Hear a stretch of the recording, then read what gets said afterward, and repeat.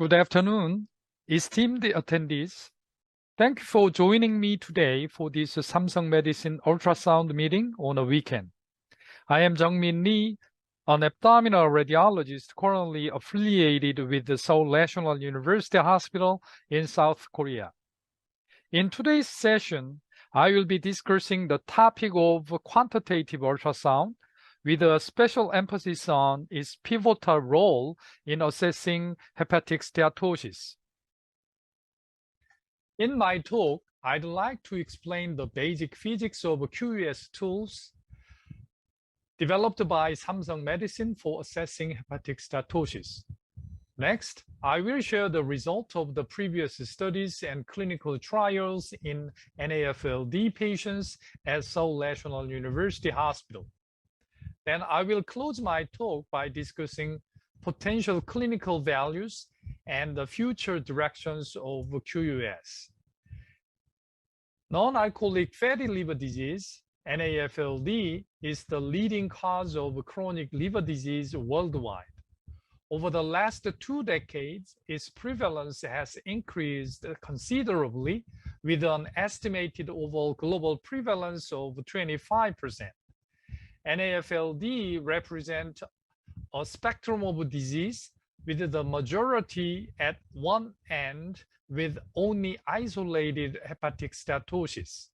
A fraction of patients can progress to more aggressive subset such as non-alcoholic steatohepatitis, NASH, advanced fibrosis, cirrhosis, and even hepatocellular carcinoma.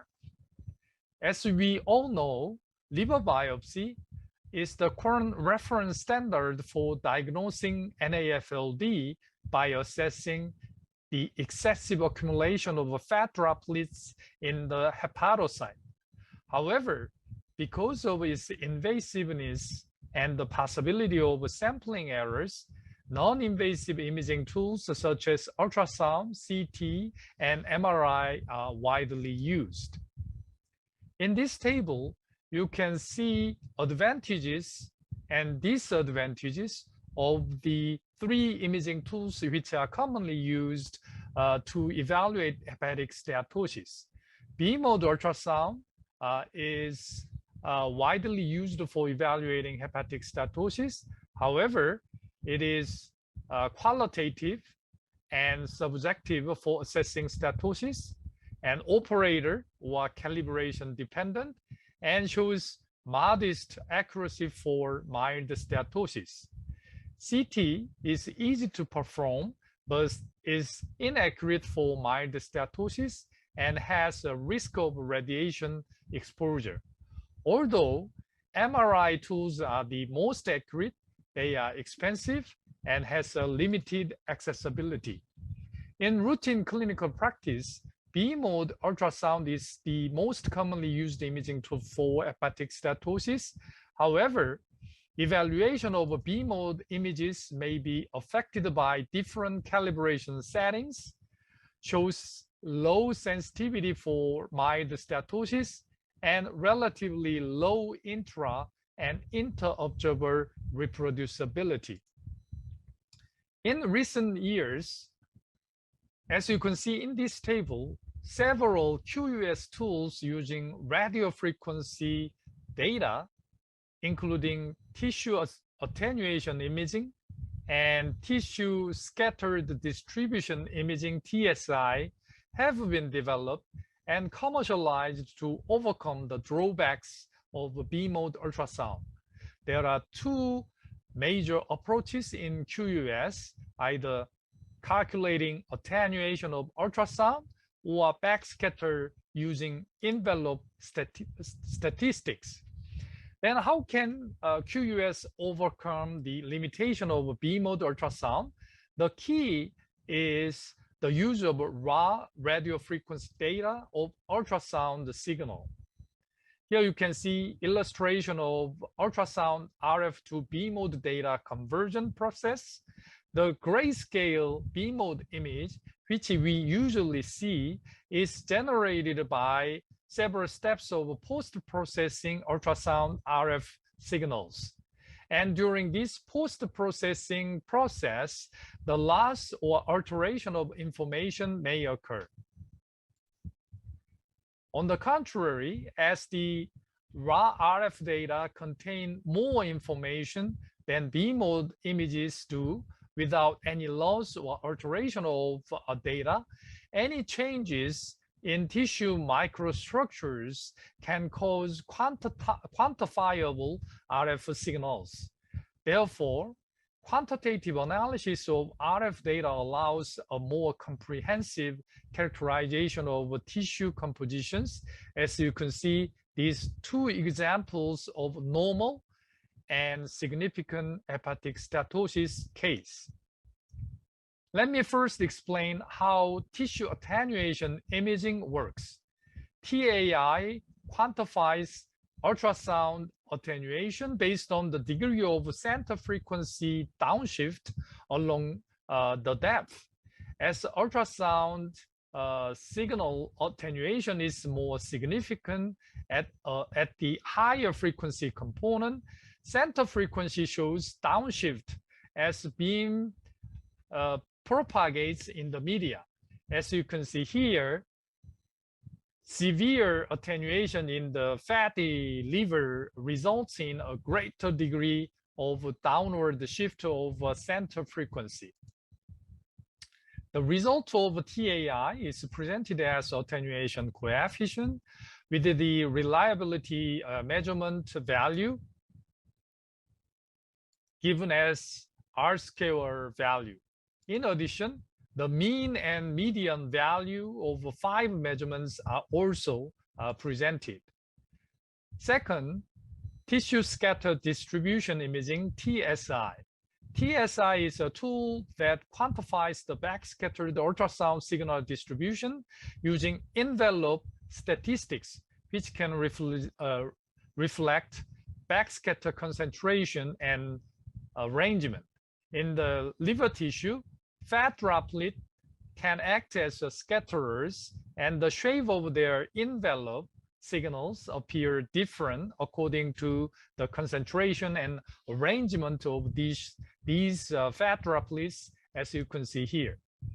The distribution of envelope signals can be modeled by applying statistical distribution, which is Nakagami distribution. Nakagami distribution is a method for describing the probability density function of the envelope developed RF signal. It can vary according to the concentration of the scatters, that is according to the degree of steatosis in the liver. And the shape of the envelope distribution can be presented as a Nakagami parameter.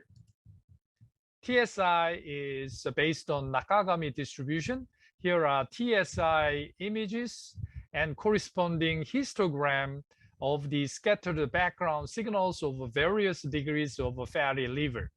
In patients without fatty liver, the histogram shows a pre-Rayleigh distribution with the Nakagami parameter below 1. But in patients with severe steatosis, the histogram shows the post-Rayleigh distribution with the Nakagami parameter larger than 1.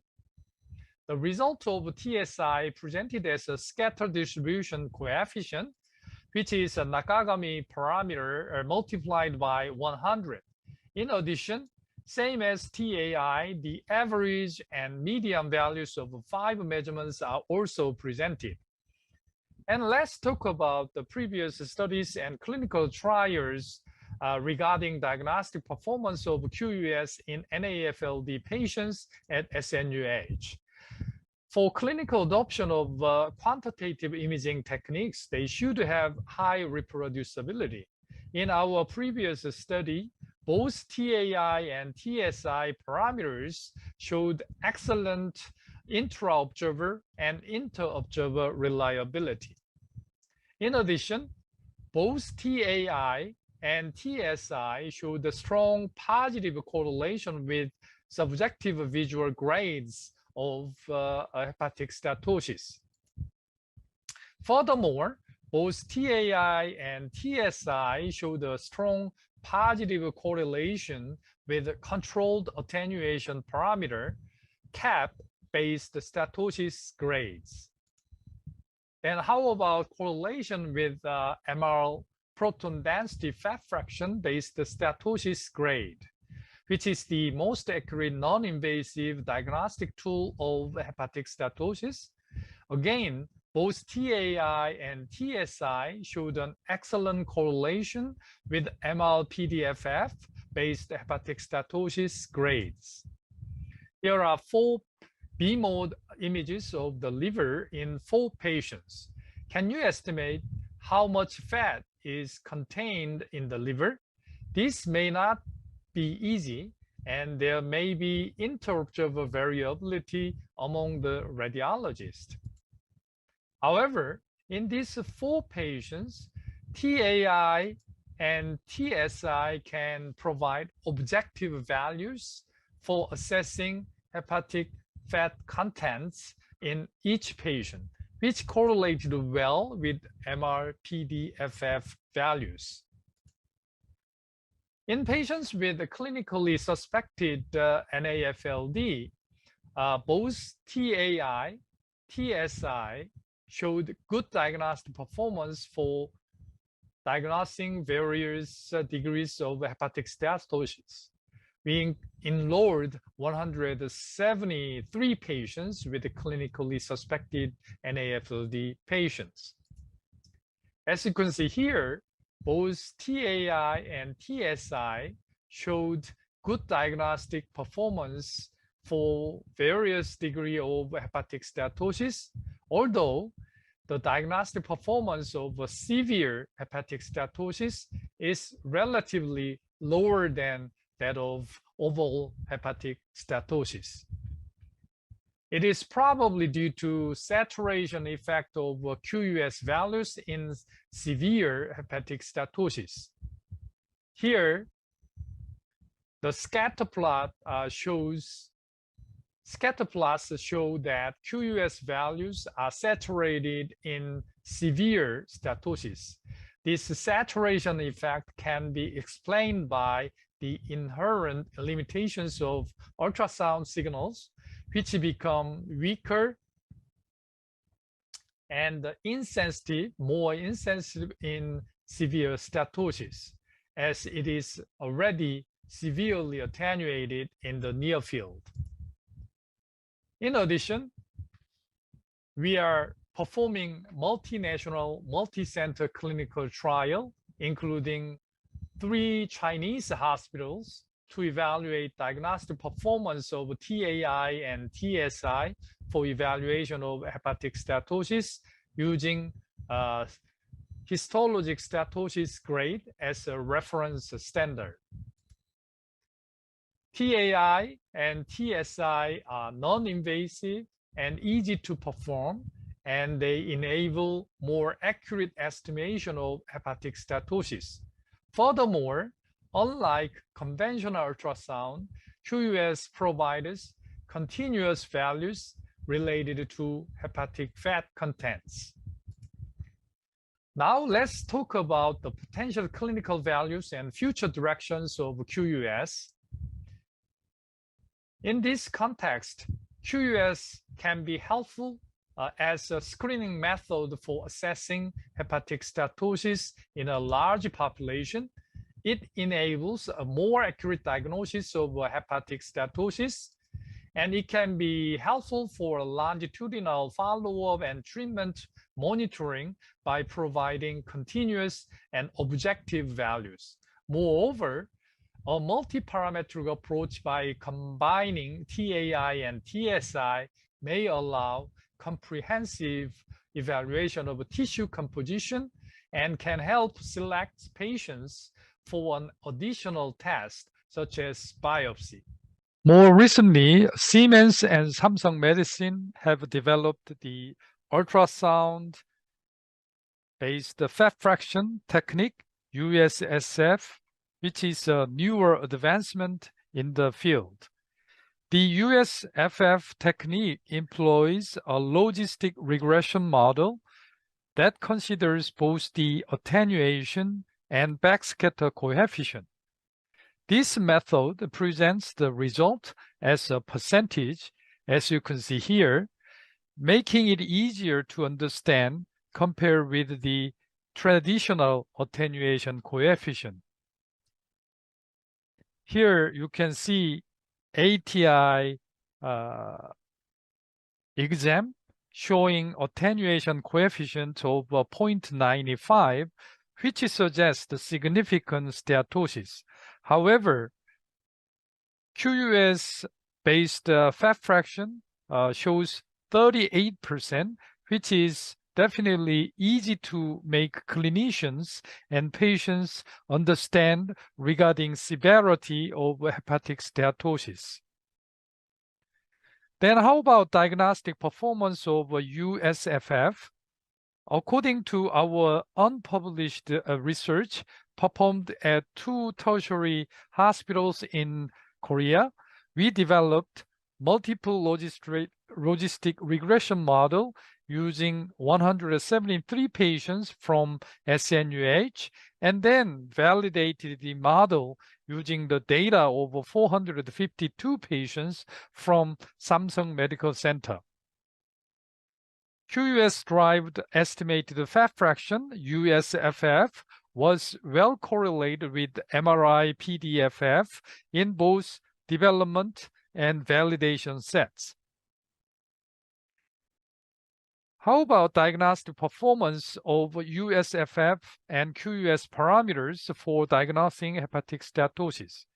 As you can see in this table, QUS-based fat fraction, USFF, showed better diagnostic performance for various degree of hepatic steatosis compared with QUS parameters. Indeed, both inflammation and fibrosis are also important histologic features of NAFLD, which can affect treatment strategy, like CAT and transient elastography and MRPDFF and MR elastography. We can use both QUS and Scheibe elastography together, which allow more comprehensive evaluation of inflammation and fibrosis as well as steatosis using ultrasound. Now let me briefly talk about future direction of QUS. Nowadays, AI or deep learning algorithms are widely used for improving diagnostic performance of imaging tests. QUS is not an exception. According to a previous study from UCSD, a deep learning algorithm using raw RF signal showed high accuracy for diagnosing NAFLD and quantifying hepatic fat fraction. Samsung Medicine and our team developed a two-dimensional convolutional neural network using B-mode images and parametric maps of TAI and TSI for hepatic fat fraction quantification. In our study, deep learning estimated ultrasound fat fraction showed an excellent correlation with MRPDFF.